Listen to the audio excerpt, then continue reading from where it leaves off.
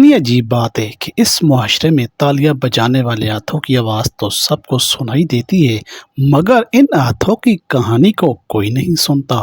ہماری گلیوں بازاروں میں رنگ برنگی ساڑیوں میں لپٹے، کاجل میں ڈوبی آنکھوں والے یہ خواجہ سرا جب تالی بجاتے ہیں تو لگتا ہے جیسے پورا سماج ان کی بے بسی پر کہکا لگا رہا ہو۔ ان کی ہنسی، ان کا ناچ، ان کے مانگے تانگے کی دعائیں دراصل ہماری اجتماعی بے حسی کی ماتم گاہ ہیں، مگر مجال ہے کسی کے دل پر دستک پڑے۔ کال ہی کی خبر ہے کہ ایک باپ نے اپنے 21 سالہ خواجہ سرا بیٹے کو اس لیے مار ڈالا کہ وہ شادیوں میں ناچتا تھا۔ سوال یہ نہیں کہ وہ لڑکا پیدائشی مخنث تھا یا خود ساختہ، سوال مگر یہ ہے کہ ایک باپ نے اپنے جگر کے ٹکڑے کو فقط اسی گناہ پر مار ڈالا جس کا حل سمجھ بوجھ اور علاج تھا۔ اگر وہ خود ساختہ تھا تو اسے نفسیاتی کونسلنگ کے ذریعے دوبارہ معمول کی زندگی میں لایا جا سکتا تھا، جسے بہت سے والدین نے کیا بھی ہے، مگر یہاں تو جرم کی سزا ہمیشہ موت ہی کیوں نکلتی ہے؟ ذرا سوچئے، یہ خود ساختہ خواجہ سرا آخر بنتے ہی کیوں ہیں؟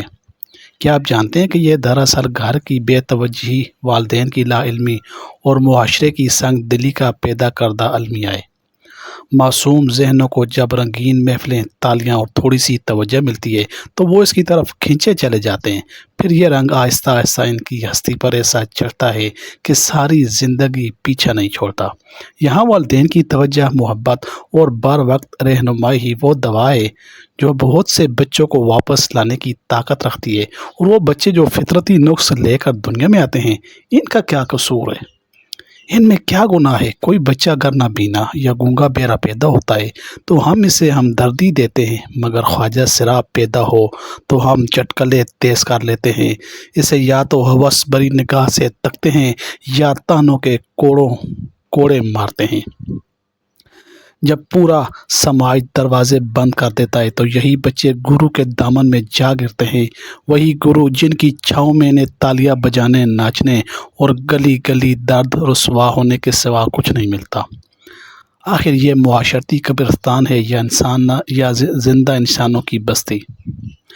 ہم نے ان کے ہاتھوں میں کتاب کیوں نہ دی، قلم کیوں نہ تھمایا، اسکول، کالج، یونیورسٹی، روزگار کے دروازے ان کے لیے کیوں باندھے؟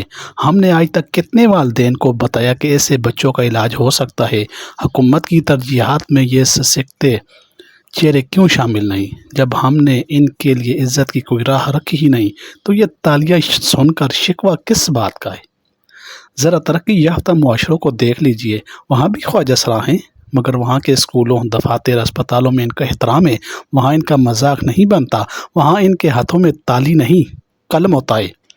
کیا ہم یہ نہیں کر سکتے ہیں؟ بس تھوڑی سی ہمدردی، تھوڑی سی سمجھ بوجھ اور تھوڑی سی انسانیت چاہیے۔ آج اگر ہم نے فیصلہ کر لیا کہ اس گرو کلچر کو ختم کر کے خواجہ سرا کو باعزت روزگار دیں گے، ان کے لیے علاج کی راہیں کھولیں گے، ان کے لیے تعلیم و تربیت کا نظام بہتر کریں گے، تو یقین کریں کل کو یہ تالیاں خود بخود خاموش ہو جائیں گی۔ آج جو تالی ہمیں گلی میں چونکا دیتی ہے، اگر کل کو وہی ہاتھ دعا کی بجائے ڈگری تھامے ہو تو یہ سماج سچ میں انسانوں کی بستی کہلائے گا، تماشے کا میدان نہیں۔